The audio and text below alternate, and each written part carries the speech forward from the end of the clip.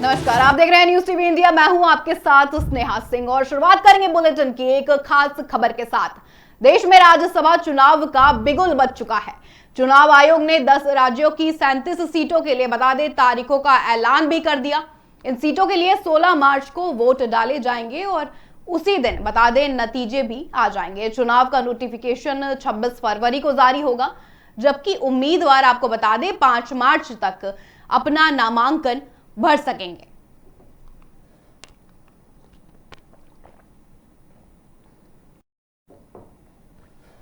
आपको यह भी बता दें कि शरद पवार समेत कई बड़े दिग्गजों का कार्यकाल अप्रैल में खत्म हो रहा है, जिससे ये चुनाव काफी दिलचस्प होने वाला है। 20 मार्च तक चुनाव की पूरी प्रक्रिया संपन्न कर ली जाएगी। अब देखना यह होगा कि विधानसभा के समीकरण के हिसाब से किस पार्टी का पलड़ा भारी रहता है। तो ये 10 राज्यों की 37 सीटों पर अब चुनाव होने का ऐलान हो गया। बता दें 16 मार्च को डाले जाएंगे वोट और शाम को ही नतीजे आएंगे। बड़ी खबर आपकी टीवी स्क्रीन पर, जहां 10 राज्यों में राज्यसभा की 37 सीटों के लिए द्विवार्षिक चुनावों की घोषणा कर दी गई है, जिसमें मतदान 16 मार्च को निर्धारित भी है और मतगणना उसी शाम को होगी। राज्यसभा चुनाव की तारीखों का ये बड़ा ऐलान हुआ है, जिसके बाद अब सियासी गलियारों में भी चर्चाएं तेज हो गई हैं।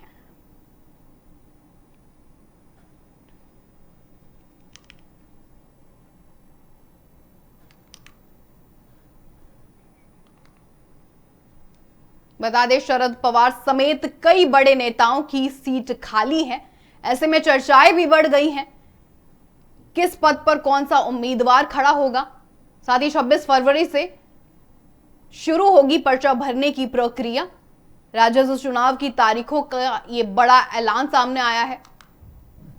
बता दें 16 मार्च को निर्धारित है मतदान की प्रक्रिया, साथ ही समीकरण के हिसाब से किस पार्टी का पलड़ा कितना भारी होगा, इसको लेकर भी सब उत्साहित नजर आ रहे हैं। तो ये राज्यसभा में 37 सीटों के लिए द्विवार्षिक चुनावों की घोषणा की गई, जिसमें मतदान 16 मार्च को निर्धारित है और मतगणना उसी शाम को होगी, ऐसा ऐलान भी किया गया है।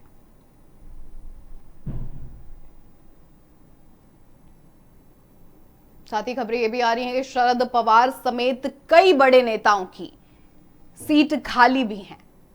ऐसे में 26 फरवरी से पर्चा भरने की प्रक्रिया शुरू होगी।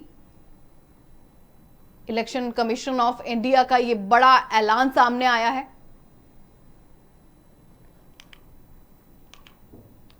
दस राज्यों की 37 सीटों पर यह चुनाव होने वाला है,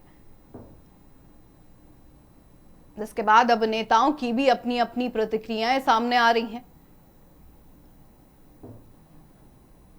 सोशल मीडिया पर भी अलग बहस छिड़ गई है, क्योंकि 2020 के भी जब चुनाव हुए थे, ऐसे में कई पार्टियों का अलग पलड़ा भारी देखने को भी मिला था।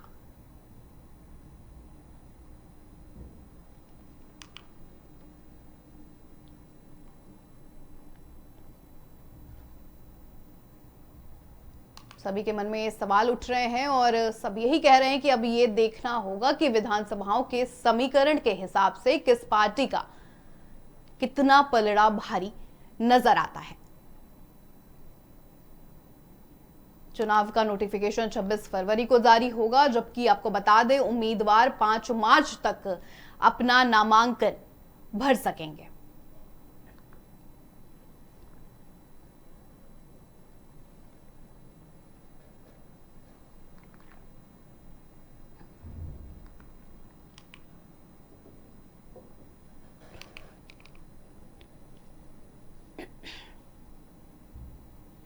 बता दें 16 मार्च को वोट डाले जाएंगे, जिसके बाद शाम को ही नतीजे घोषित होने की संभावना भी है।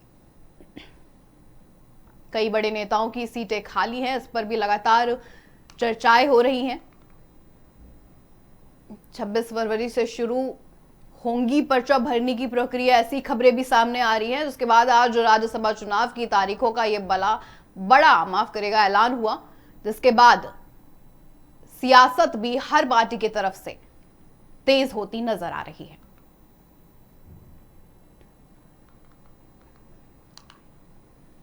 साथ ही आपको यह जानकारी बता दें, 20 मार्च तक चुनाव की पूरी प्रक्रिया संपन्न कर ली जाएगी, ऐसी खबरें भी सामने आई हैं।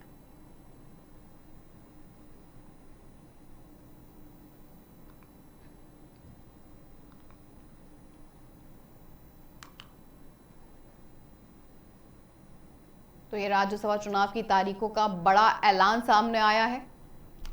शरद पवार समेत कई बड़े दिग्गजों का कार्यकाल अप्रैल में खत्म हो रहा है, जिससे ये चुनाव काफी अब दिलचस्प भी होने वाला है। 20 मार्च तक चुनाव की पूरी प्रक्रिया संपन्न कर ली जाएगी। साथ ही विधानसभा के समीकरण के हिसाब से यह भी देखना दिलचस्प रहेगा कि कौन सी पार्टी किस पर भारी पड़ेगी।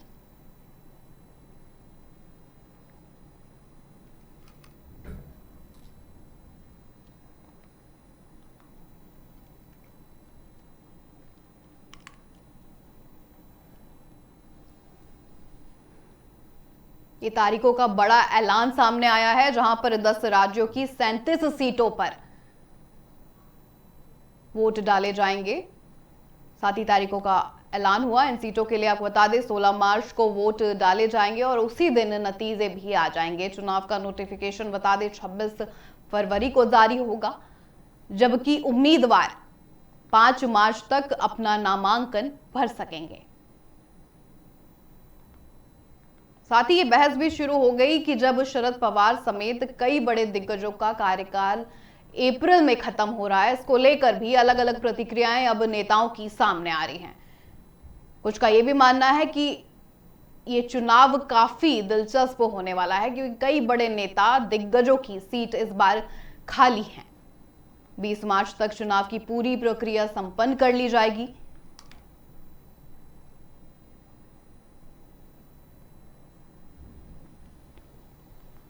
साथ ही नोटिफिकेशन जारी होने की भी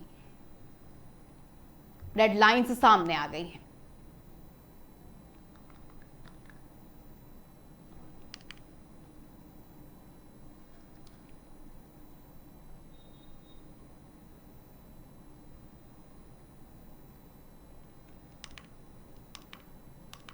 बड़ी बात यह भी है कि इन सीटों के लिए 16 मार्च को वोट डाले जाएंगे और उसी दिन नतीजे भी आपके सामने आ जाएंगे।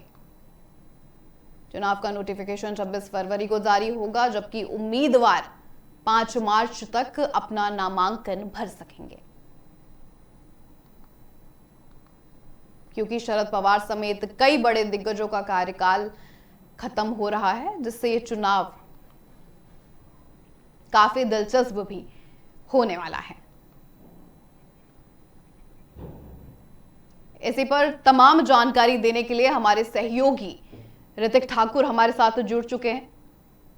बता दें 10 राज्यों में राज्यसभा की 37 सीटों के लिए द्विवार्षिक चुनावों की घोषणा कर दी गई है, जिसमें मतदान 16 मार्च को निर्धारित है और मतगणना उसी शाम को होगी। ऐसे में ऋतिक 2020 में भारतीय जनता पार्टी असम, बिहार, हरियाणा और हिमाचल प्रदेश जैसे राज्यों में बहुमत हासिल की थी। इस बार क्या कुछ रुख रहने वाला है ऋतिक? बिल्कुल देखिए स्नेह, क्योंकि इस बार हम बात करें अगर तो लगभग 37 सीटें ऐसी हैं जो कि 10 राज्यों को कवर करती हैं। 10 राज्यों की 37 सीटों पर इस बार जब चुनाव होगा तो उसको लेकर के पूरा जो शेड्यूल है वो सामने आ चुका है। 26 तारीख को इसको लेकर के नोटिफिकेशन जारी किया जाएगा। 5 तारीख जो है वो नामांकन की आखिरी तारीख बताई जा रही है। उसके साथ ही साथ माफ कीजिएगा 5 तारीख से नामांकन शुरू होंगे और 6 तारीख को स्क्रूटनी और 9 तारीख आखिरी वो तारीख है जब ये नामांकन वापस लिए जा सकते हैं। साथ ही साथ स्नेहा अगर बात की जाए वोटिंग्स की तो 16 तारीख को यहाँ पर ये वोटिंग्स होंगी। सुबह 9 बजे से लेकर 4 बजे तक यहाँ पर वोटिंग की जाएगी और उसी दिन यानी कि सेम डे 5 बजे से फिर उसके बाद इसकी गणना भी चालू हो जाएगी और 20 तारीख तक यानी कि 20 मार्च तक जो है राज्यसभा चुनाव की पूरी प्रक्रिया को संपन्न कराया जाएगा। यानी कि साफ तौर पर अगर हम बात करें तो लगभग 10 राज्य हैं जिनमें सबसे ज्यादा सीटों की अगर हम बात करें तो महाराष्ट्र की सबसे ज्यादा सीटें हैं जिनमें 7 सीटें आ रही हैं। उसके बाद अगर हम बात करें तमिलनाडु और बिहार की तो इनकी 6-6 सीटें हैं। अब 10 राज्यों में अगर हम देखें तो महाराष्ट्र है, तेलंगाना है, छत्तीसगढ़ है, हरियाणा है, ओडिशा है, पश्चिम बंगाल है, तमाम वो राज्य हैं जिनके चुनाव यहाँ पर किए जाएंगे। लेकिन जैसा कि अभी आप बता भी रही थी, आप जानकारी दे रही थी कि शरद पवार के साथ साथ प्रियंका चतुर्वेदी, उपेंद्र कुशवाहा जो कि राज्यसभा सांसद हैं, साथ ही साथ ऐसे में कई ऐसे बड़े दिग्गज हैं जिनको लेकर के अब ये बात सामने आ रही है कि वो रिटायर होंगे, लेकिन शरद पवार वो व्यक्ति हैं जो साफ तौर पर ये एक इच्छा जाहिर कर रहे हैं कि वो एक बार फिर से इस चुनाव में दोबारा खड़े हो सकते हैं।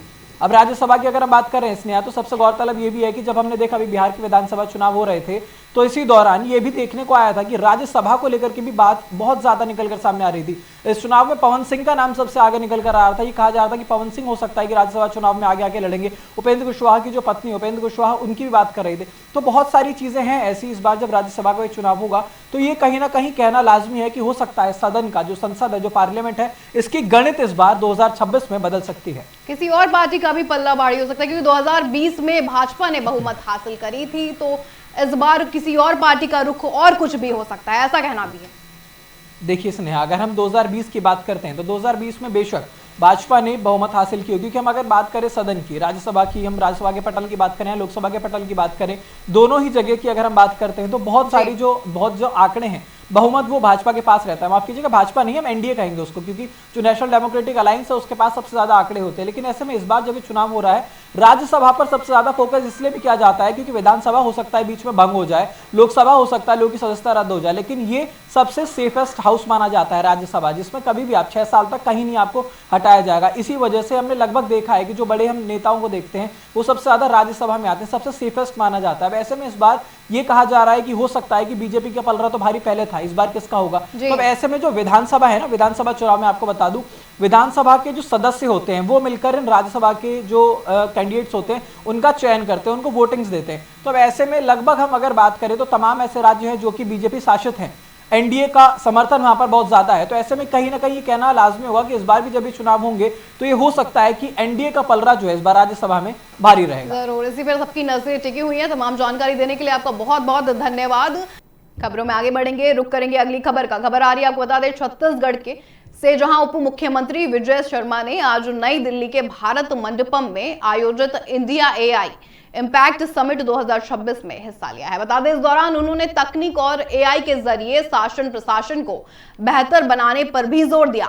उप मुख्यमंत्री ने साफ कहा कि भविष्य की जरूरतों को देखते हुए प्रशासन में टेक्नोलॉजी का इस्तेमाल बहुत जरूरी है। उन्होंने समिट में लगे छत्तीसगढ़ के स्टॉल का भी दौरा किया और युवाओं का उत्साह भी बढ़ाया। बता दें, इस खास मौके पर उन्होंने संयुक्त राष्ट्र के प्रतिनिधि स्टीफन प्रिजनर से भी मुलाकात की है और विकास के लिए तकनीक की भूमिका पर भी चर्चाएं हुई हैं। विजय शर्मा ने प्रधानमंत्री मोदी की एआई मिशन पहल की जमकर तारीफ भी की।